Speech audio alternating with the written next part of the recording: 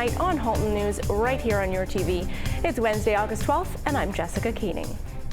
There's one less active case of COVID-19 to report in our region today, as there was a recovery in Oakville. There are currently 24 cases being reported in Halton. 4 of those cases are in Burlington, 11 in Oakville, 7 in Milton, and 2 in Halton Hills. Of interest to note is that half of the 24 current cases are in residents under the age of 40. There was an incident at a hotel in Burlington last month that led police to identify a 16 and an 18-year-old girl who were both victims of human trafficking. Today, they made an arrest in relation to this case, and 22-year-old Kevon Parks of Brampton has been charged along with an underage male also from Brampton. Police do believe there are other victims. If you have any information, they ask that you call the Drug and Human Trafficking Unit at 905-825-4747, extension 4973. The provincial government made a major funding announcement today that will benefit our local communities. Burlington MPP Jane McKenna joined me with those details. We were thrilled today. Obviously, the Premier, when he was in negotiations, Ontario was going to get $14 billion, and he renegotiated up to $19 billion, but put the 444 municipalities in Ontario in a great position. So I just spoke to the mayor and just said that, you know, they're going to be receiving, we're putting a newsletter out, 4,470,700 in phase 1. So that's 50% of operating pressures from COVID. And then for transit, they're receiving 33.3%, which is 1,571,213 to support transit operations. And then there'll be something moving forward for September 11th for social. So anyway, they were over the moon. They were absolutely thrilled. And I've got a perma smile since I've been on the phone with her. So I'm very excited. We also spoke with Burlington's Mayor Marianne Mead Ward. She joined me via Zoom earlier today and had this reaction to the provincial announcement. This is Christmas in July for us. The funding that was announced today will allow us to continue to provide the services that our residents need, that they count on, and to do so in a way that doesn't lead to service cuts or depleting our reserves or really unacceptable tax increases. So the Premier listened, our MPs advocated very strongly for us, and today's a good day. It's good news for our community. Oakville's Mayor Ron Burton was also pleased to hear this news, which he received from Minister Steve Clark today, but he went on to explain that he was not surprised. They were as good as their word. I remember I've been interviewed several times about it, and every time that people have, you know, given me, how to say, sympathetic, I'm sure they intended to be sympathetic, doubting that the government would do it. I always said, no, when Minister Clark said that he was going to do it, he sounded so genuine and sincere, there's no way that they're not going to come across. And he did. So there you go. A deadline to submit comments on a proposed CN rail hub is just around the corner. In this next story, Melissa Candelaria speaks with Regional Councillor Mike Cluett, who says there's a sense of urgency to get your input as the government is expected to make their final decision by next month. This story starts with a video produced by the Halton region. The effects of CN's proposed rail hub project put Halton residents at risk. The proposal would create a new freight facility that would bring 1,600 truck trips daily to and from the proposed site that is adjacent to a thriving residential community in Milton.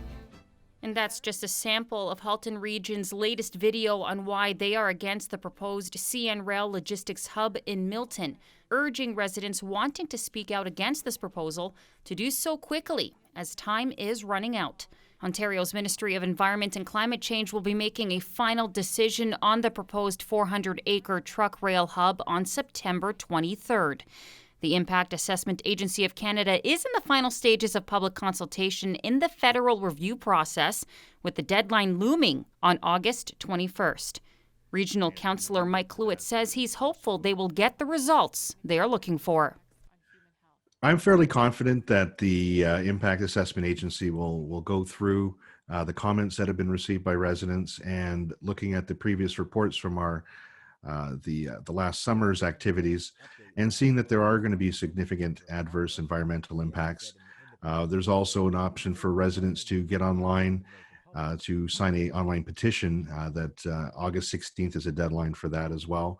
And they'll be able to, this impact assessment agency will be able to see these comments from Milton residents, from Halton residents, in fact. And this just doesn't hit Milton. This is Halton region, Oakville, Burlington, Halton Hills, and Milton. So what happens after September 23rd? Well, Cluett says it all depends what the decision is. That's the million-dollar question right now. The government can turn around and say, no, this project's not going forward, and that's the end of the deal. They could also come by and say, well, we need to have more conditions. We need to have more studies. So it could continue on past then. But like I said, we're fairly confident that the federal government, along with the advocacy of all of our Halton region MPs, to be able to look at this, notice that there are significant adverse environmental impacts on our community from noise, from dust, from particulates that are going to be in the area, obviously from traffic and from noise, the proximity to residential areas, and the fact that they haven't really given us the full plans for the full facility. They've only given us a small portion going forward. So we don't know exactly what is being planned after that. So again, we've been relying on the advocacy, obviously from all 4 area municipalities, from our Conservation Authority, Conservation Halton, as well as the Halton area MPs to bring the voices of Halton to Ottawa. And hopefully on September 23rd, there'll be a favorable decision for the people of Halton. Again, the deadline to sign the petition is on August 16th, followed by the deadline to submit your comments to the Impact Assessment Agency of Canada on August 21st. For details on the proposed logistics hub with links to the Impact Assessment Agency and the online petition, go to halton.ca/CN. Reporting for Halton News, I'm Melissa Candelaria. Burlington's downtown core and controlling its growth was one of the key items discussed at last night's Community Planning, Regulation and Mobility Committee. I caught up with Mayor Marianne Mead Ward so that she could fill us in on some of the details that were discussed. Well, yesterday was a real milestone in our journey in Burlington to control development, to direct growth where we want it to be. And really, it's about putting the right development of the right scale in the right place. We've all been familiar with the pressures that downtown Burlington has seen and some of the overdevelopment that we've seen. So yesterday was a big step forward in that ongoing journey with the recommendation from staff based on the analysis that they've done over many years, that the urban growth center, which has led to a lot of that development pressure, they're recommending that we adjust the boundaries to be around the Burlington GO station. And they're recommending that we remove entirely the major transit station designation. And together, those two designations put pressure on the downtown for growth. The MTSA has a target of 150 people or jobs per hectare. The UGC has 200, although some of the applications we've seen were in the 1,500 people or jobs per hectare. So it's a great day forward. We're not out of the woods. Ultimately, the recommendation was to ask our staff to request that the region make this change in their regional official plan, which they're embarking on a review right now. And then ultimately it's up to the Minister of Municipal Affairs and Housing. The first day back to school is just weeks away. Yesterday, we reviewed the Halton District School Board's plan, but the Halton Catholic District School Board still needs to make a decision on what their school year is going to look like. We spoke with Trustee Patrick Murphy this afternoon, who says the board meeting is tonight to discuss plans on how to reopen. Staff is presenting the back to school, the reopening of the school plan based on the mandate from the provincial government. Which is conventional learning for elementary school with an option of remote learning, and adaptive learning for secondary schools, again with an option for remote learning. So that is a very short statement that has hundreds, if not thousands, of implications in logistics and understanding the reality of making this happen. We have a lot of questions as trustees, we have a lot of concerns. As trustees, there is physical realities of the size of the school. There's physical realities of being able to socially distance, which we know is so important and so critical. And there's other realities of limitations on number of classrooms open, on availability of teachers. Currently we have over 1,200 classrooms in our board, with 1,200 teachers and more support staff. So there's been ideas and suggestions that we can just split our classes in half and double the number of classrooms. It's literally impossible to do. There isn't availability of an extra 1,200 teachers to hire within the next 2 months or months and get up and running. And there isn't physical space available within our region to adequately house 1,200 additional learning spaces. This is probably the biggest decision we're ever going to make as trustees, the most impactful decision. And that carries a lot of weight. So we need the details. We don't have all of the details yet. We're getting, all of us are getting emails, 5, 6, 10 emails a day from concerned parents, concerned teachers wanting those details. And rightfully so. Everybody needs the full weight of the decision they're going to make. Our understanding is that we're mandated to follow the directive from the government. When I watch the news, I hear a different story. So that is my main questions tonight will center around what is the legality of what we're doing here. If the reality is it's up to the Halton Catholic District School Board to open or not open, that's a completely different conversation. That special meeting starts at 7:30 tonight. You can watch on their live stream at hcdsb.org. You can watch the meeting there as it goes live. Downtown Burlington is boasting some new artwork on the sidewalk in support of the Black Lives Matter movement. Councillor Rory Nissan explains. It all started when a resident actually approached me with an interest in bringing a Black Lives Matter mural to downtown Burlington. So we connected with the city's art team, and we were able to expedite that because it's such an important issue that is really top of mind for people now. So we've seen a lot of these murals throughout different cities, and we felt that it deserved pride of place in front of City Hall so that people could see it and really understand that the city is behind the message of equality, diversity, and inclusion. So the artists, they actually produced this overnight. They created it overnight. They had the help of of a Halton Regional Police Services officer who happened to be in the area, and I understand he helped for several hours. So we were just really happy that the community came together to spread an important message. The artist, who wishes to remain anonymous, says the names included on the mural are a combination of both historical and more recent victims of police violence, either here in Canada or in the United States. The artist further explains that this painting depicts only a glimpse of the past few months, a reminder that racial injustice is not a trend, but rather a humanitarian movement. If you have an idea to show your support or have an opinion on what else the city can do, Councillor Nissan invites you to get in touch with him. I can speak for myself, and also having heard from the mayor on this issue, we've been working together on outreach to the community on issues related to Black Lives Matter and diversity and inclusion.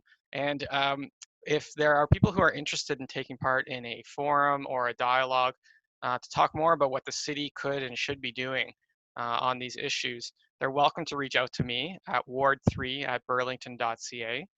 We are still figuring out with the community in the driver's seat how this will take place. So we would love to get people's feedback on that and hopefully participation. Those who are deaf often read lips, but with everyone wearing masks, this has not been possible. To ensure that the deaf community can continue to see the facial expressions of our local police officers, the Halton Regional Police Service has decided to wear masks that feature a transparent window. This way, they're still taking COVID-19 safety precautions while keeping their mouth fully visible for those who read lips. Halton Regional Police Service Deputy Chief Roger Wilkie said it was with guidance and input from Bob Rumble Centre of Excellence for the Deaf that they have now removed this significant communication barrier. Our COVID-19 numbers remain low here in Halton, but there's still a possibility of a second wave. I asked Oakville MP Anita Anand, who is also the minister responsible for procurement, how prepared we are. So our low numbers are because Canadians, and especially people right here at home in Oakville, have taken precautions to stay at home, to wear masks, to physical distance. But we need to protect those gains. And in order to protect those gains, we have to continue to follow the science and continue to wear masks and physical distance. In terms of a second wave, from a procurement standpoint, we aren't ruling anything out. We have entered into long-term contracts for personal protective equipment on the assumption that we may need PPE in the medium and long term, so that we are ready to provide it to Canadians. I will say that we've also federally established the Essential Services Contingency Reserve, which allows organizations to apply to the federal government for PPE at cost. And that is in the case of need of PPE, where they're unable to source that PPE, they can come to the federal government and apply for it at cost. And that program just opened up at the beginning of August. And so, Jessica, we really are planning for the worst case scenario. We have to do that from a governmental standpoint. But if Canadians and our lovely residents of Halton and Oakville continue to practice physical distancing and wearing of masks, hopefully we will not get into the red zone. Still ahead, good news for those of you who currently have or are looking into buying an electric vehicle. We'll be back with that update, plus your local weather forecast after this quick break.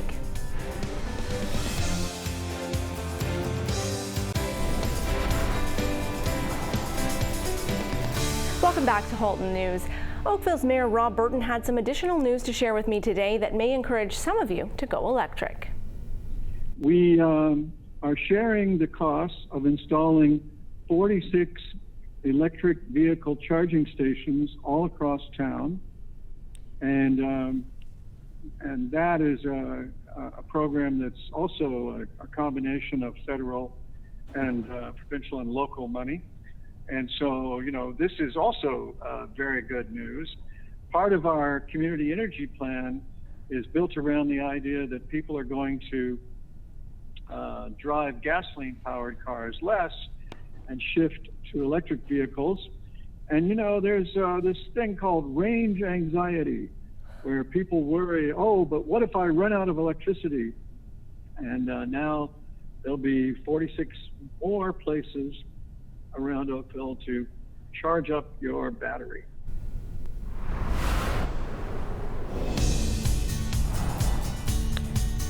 Another gorgeous sunny day out there. Here's a look out over the water in Bronte Village. Taking a look now at our 5-day forecast, you can still see plenty of sunshine in the forecast. 29 degrees expected again tomorrow. That comes with a mix of sun and clouds. Those clouds will clear overnight, revealing full sunshine on Friday. And Saturday now is going to see a mix of sun and cloud. We won't have that rain that we were expecting Saturday until Sunday now. That comes with a high of 28 degrees, and there's only a 30% chance on Monday of rain showers. Otherwise, a mix of sun and clouds and a more comfortable 25 degrees as our high.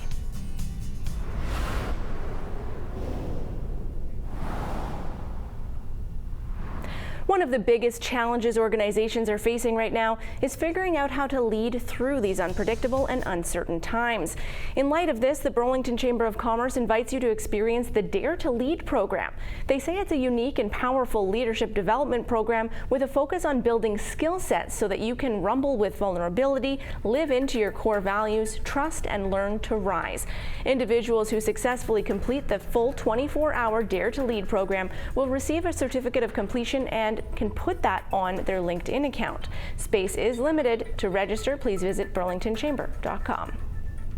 And now let's take a look at how some of Halton's top companies performed on the markets today.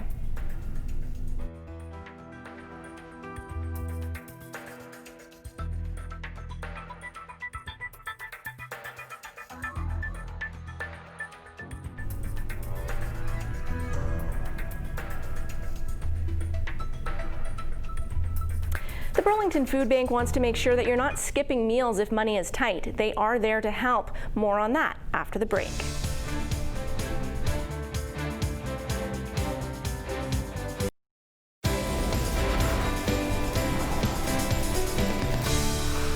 Thanks for staying with us here on Halton News. I'm Jessica Kading.